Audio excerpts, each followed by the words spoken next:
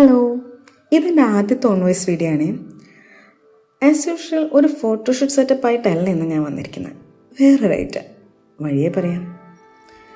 One side ലവിനെ പറ്റി നിങ്ങളുടെ അഭിപ്രായം എന്താ?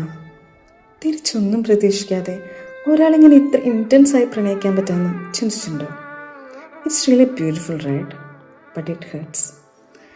നഷ്ടപ്പെടാം, പക്ഷേ പ്രണയിക്കാതിരിക്കരുത് എന്ന് മാതേക്കുട്ടി പറഞ്ഞപ്പോൾ നഷ്ടപ്പെട്ടവനത് പറയാനാകില്ലെന്ന് വിക്ടർ നമ്മളെ ഓർമ്മിപ്പിച്ചു.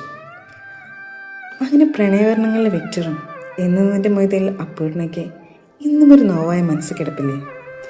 നിങ്ങൾ എത്ര പേർക്ക് അത്തരമൊരു കഥ പറയാനുണ്ടെന്ന് കമൻറ്റ് ബോക്സിലിടണേ. പറഞ്ഞു വന്നത്, എന്നതിൻ്റെ മൊയ്തയിൽ അപ്പൂർണും കാഞ്ചനമാലയും തമ്മിലൊരു ഡയലോഗ് സീക്വൻസ് ഉണ്ട്.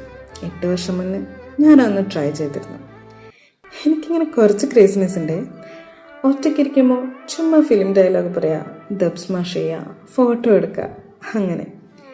എനിക്ക് തോന്നുന്നു ഇത്തരം ചില വെട്ടുകളാണ് ലൈഫിനിങ്ങനെ കളറായിട്ട് മൂവ് ഓൺ ചെയ്യാൻ സഹായിക്കുന്നത്. ഒറ്റപ്പെടലുകൾ ആഘോഷമാക്കേണ്ടവയാണല്ലോ. അധികം കാട് കയറുന്നില്ല.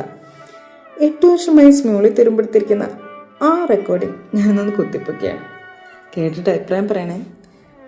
ഇനിയും ഇങ്ങനൊരു ഓൺ വോയിസ് വീഡിയോ ആയിട്ട് വരണമെന്ന് ഞാനൊന്ന് ആലോചിക്കാം.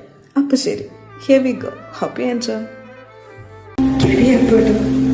ശത്രുവിനെ സ്നേഹിക്കുന്ന 1000 ഇരട്ടി ഞാൻ എൻ്റെ മോദിനെ സ്നേഹിക്കുന്നുണ്ട്. അതിനേക്കാളും 10,000 ഇരട്ടി മോദി എന്നെ സ്നേഹിക്കുന്നുണ്ട്. ഞാൻ നിർബന്ധിച്ച ശാന്തിയിലേക്ക് ഇപ്പോഴും തടയേണ്ട. 1000 വർഷം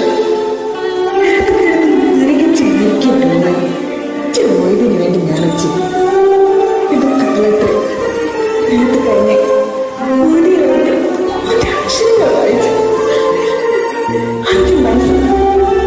മനസ്സ് മുറ്റോട്ട്